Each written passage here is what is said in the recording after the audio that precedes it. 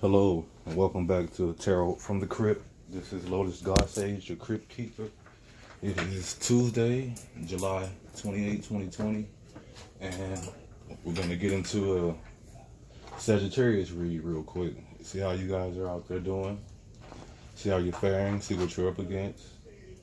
You know, just check in on you in general. I'm going to start by pulling from the Wildwood Tarot deck.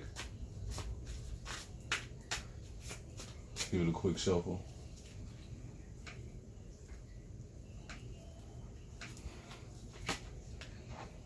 And we have the King of Vessels, or the King of Cups, the King of Stones, or the King of Pentacles. And the last card we have the Nine of Bows in reverse.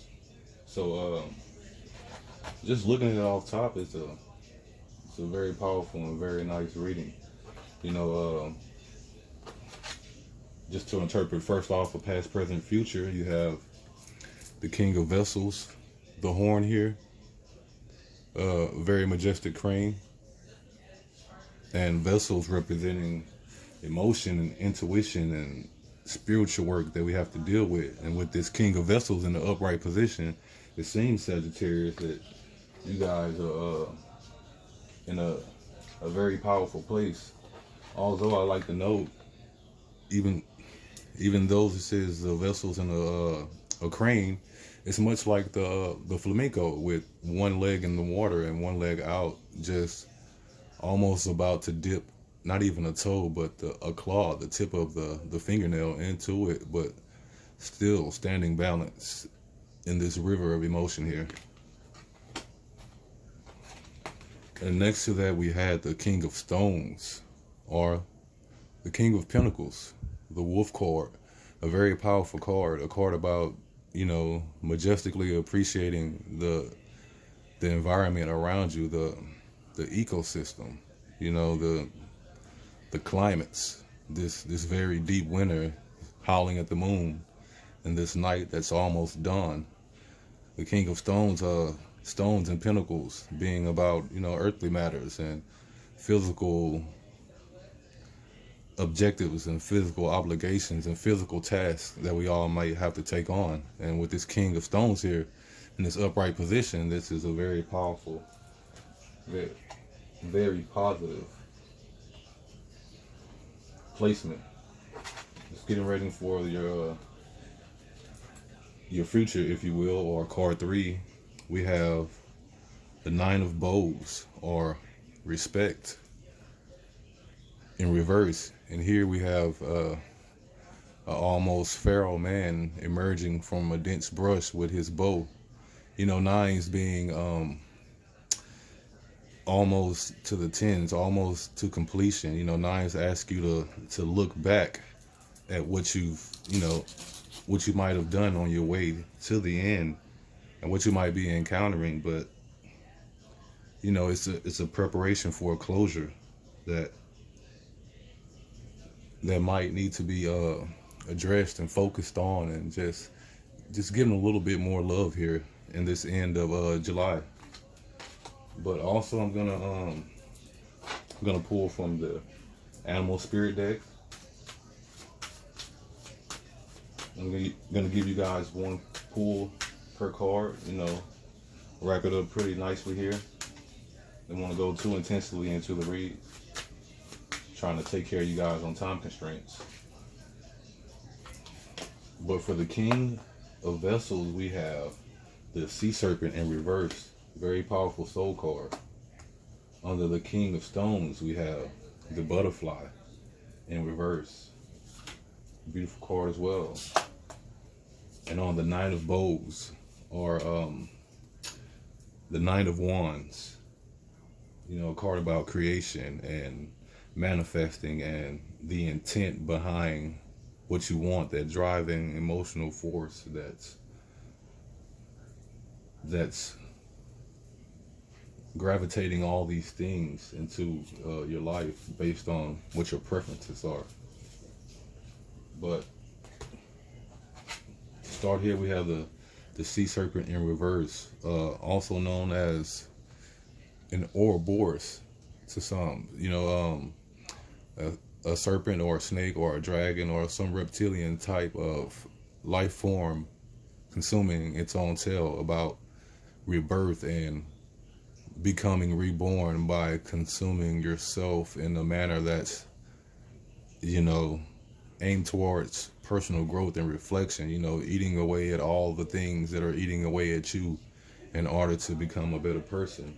And with vessels, a water card, we also have here a sea serpent, another water card. So maybe this soul card is asking you to not feel so comforted in that leg that's powerful and holding you up inside of that current of emotion, but to focus more so on this leg that's not yet truly lowered into that position.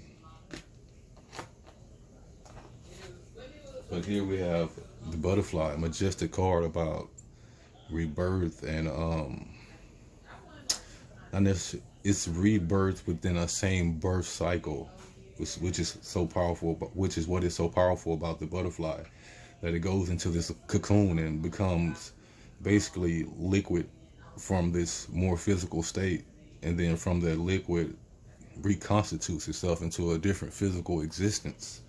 So that might need to be giving a more loving eye towards the end of this month. We have very powerful cards here that say, yes, you are strong, you are well situated, you are good on your reason and logic and your intuition, on being firm and being fluid. Being fluid and being firm. But there's always still work that can be done. There's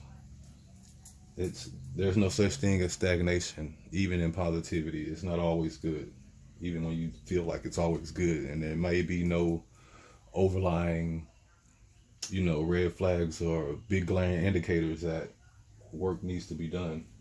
The tarot here is just asking you to softly reflect on those things towards the end completion cycle of this month. But to get into your last card here, the Nine of Bows, reversed, about respect.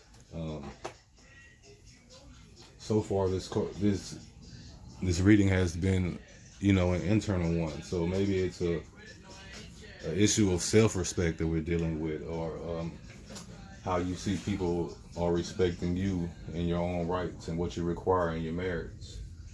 But with the respect under that, we also have the Cobra reversed. The Cobra, just gonna check in right here on the Cobra real quick for refreshment.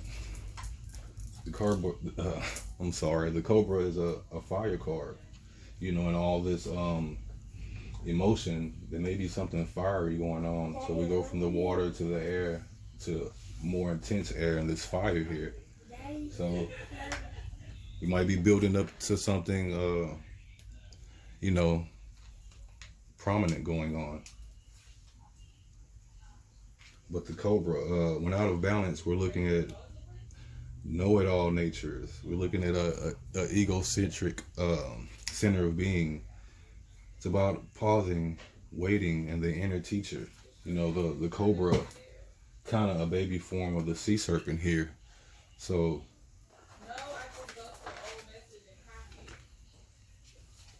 maybe there's some inner reflection and inner work that needs to be done here to get these cards to flip around and to get them to show as the Cobra becoming the sea serpent, a serpent of life. The Cobra, assuming an Ouroboros form and taking care and healing itself. So we as in the universe and those who fight for love, we ask you, Sagittarius guys and gals out there, to look at how you love yourself. Look at how you see others loving you, and hug whatever you see when you do that, just a little bit more harder. But I'm gonna go and pull one card from the crypt deck just to end this reading off and see, you know, what existence has to offer you guys as far as the lesson and as far as information. You know, we pull from the all in this last card, asking that it gives us a direction marker, you know, an arrow on the path that say, hey, this way might be a little more suitable for your identity and how you operate and what you require. So let's get this last card out, you guys. We have the Eight of Cups in reverse. The Eight of Cups here. We have a gentleman with all these cups, all these emotional opportunities, all these, you know, identities of self behind him. They are laid astrew, and he's looking the other way. He's looking towards the moon. He's looking toward the future. Eights representing, you know, being ready for the closure that's coming with the nines and the tens. It's about reflecting on the work that you've done in the sevens and seeing how it all fits into your greater grand scheme idea of life before, you know, you reach some type of conclusion, before you reach some type of end dealing with that cycle.